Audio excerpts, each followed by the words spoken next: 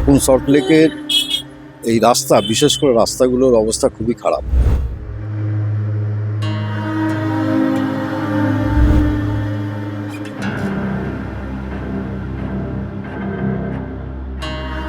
এখানে কিছুদিন আগে পুকুরের মতো হয়ে গেছিল।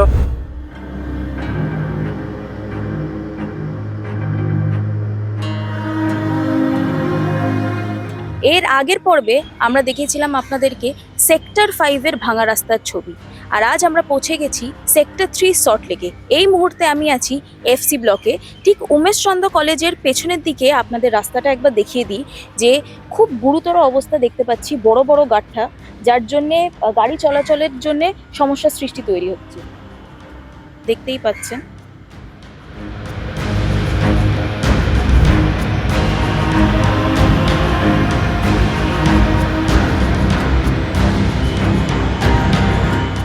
দেখতে পাচ্ছি এফসি ব্লকের এই রাস্তার এত বাজে অবস্থা, সেটা নিয়ে আপনি কি বলবেন?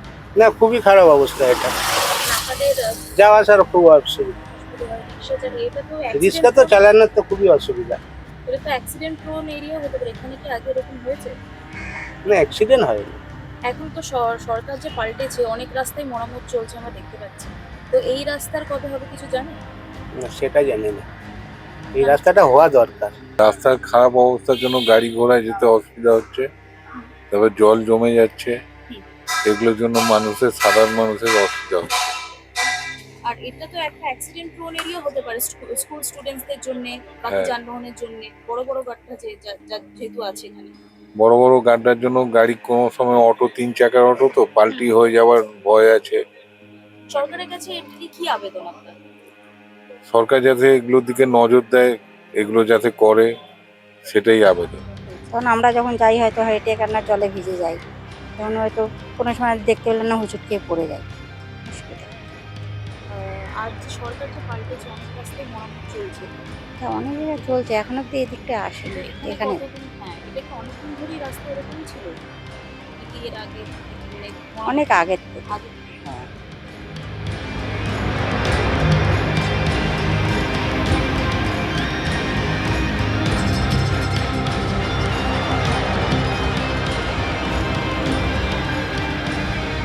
সামনের রাস্তা তো, সেই জন্য রাস্তাটাকে একটু ঠিক থাকলে ভালো আর কি।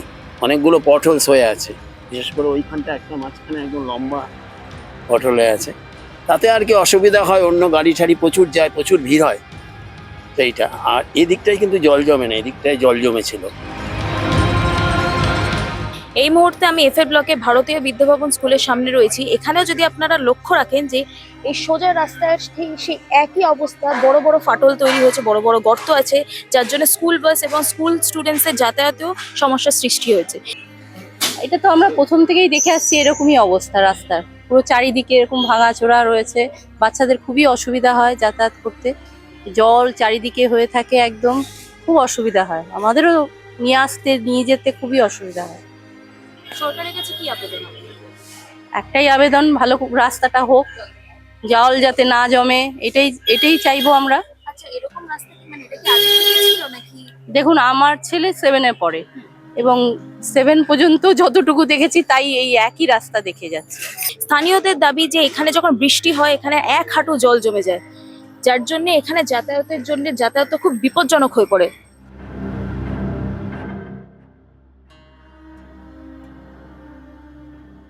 শুধু এখানে না, এন্টার সল্টলেকের রাস্তাই খারাপ। মানে আপনি ভিতর দিকে গেলে পরেও আরো এর থেকেও খারাপ অবস্থা পাবেন।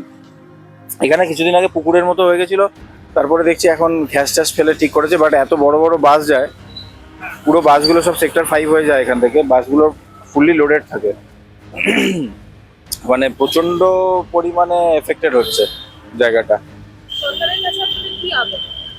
রাস্তা ভালো হলে পরে অন্তত কি হয়, মানে দেখছেন তো এত গাছপালা রয়েছে, আলো ঠিকঠাক মতো হয়তো সব জায়গাতে পৌঁছায় না।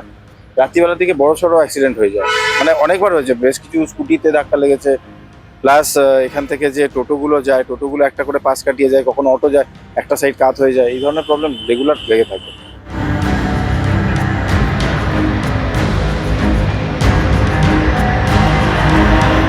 এই মুহূর্তে মুহূর্তে আমি আইল্যান্ডের কাছে আছি এবং এখানেও দেখতে পাচ্ছি রাস্তার সেম গুরুতর অবস্থা। পুরো আইল্যান্ড জুড়ে বড় বড় গাড্ডা রয়েছে, যান চলাচলে কতটা অসুবিধার সৃষ্টি হচ্ছে। এবং এটাও জানতে পেরেছি যে আগামী কয়েকদিনে একজন ভিআইপি আসতে পারে এখানে। তো এখন দেখার বিষয় এটাই যে তার আসার আগে কি রাস্তা এরকম থাকবে নাকি ঠিক করবে।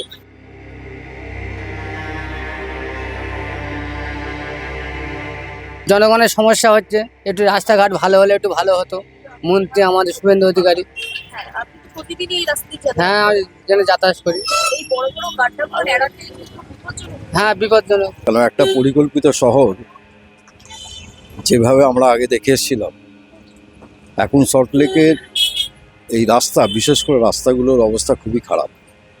মানে কখনো কখনো মনে হয় যে আমরা গ্রাম বাংলার ওই ওই রাস্তা দিয়ে হেঁটে চলেছি। বিরাট বিরাট গর্ত, যে সময় একটা দুর্ঘটনা এখানে ঘটে যাওয়াটা অস্বাভাবিক কিছু নয়।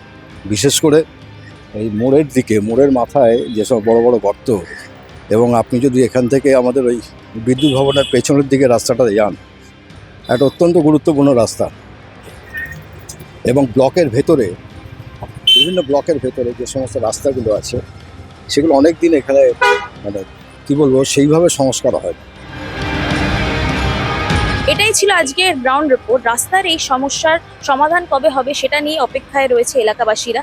আপনাদের এলাকায়ও যদি এই সেম সমস্যা হয় তাহলে নিচে ডিসপ্লে করা নাম্বারে অবশ্যই যোগাযোগ করবেন, অথবা কমেন্ট বক্সে কমেন্ট করে আমাদের জানাবেন। আমরা পৌঁছে যাব আপনাদের বাড়ির সামনে, কারণ আপনাদের সমস্যাই আমাদের খবর। আমার সঙ্গে আছেন ক্যামেরা পার্সন মৃন্ময়। দেখতে থাকুন দ্য বং ভয়েস।